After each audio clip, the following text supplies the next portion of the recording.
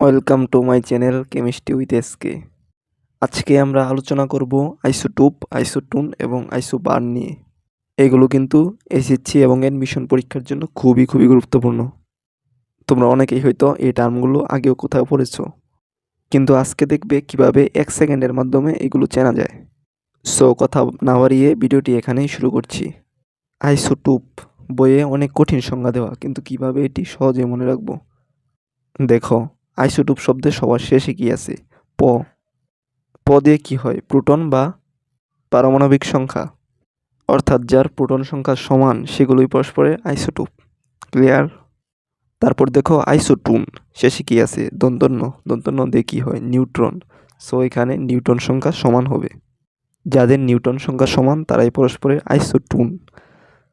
And last isobar, লাস্টে আছে ভার, অর্থাৎ ভর সংখ্যা সমান।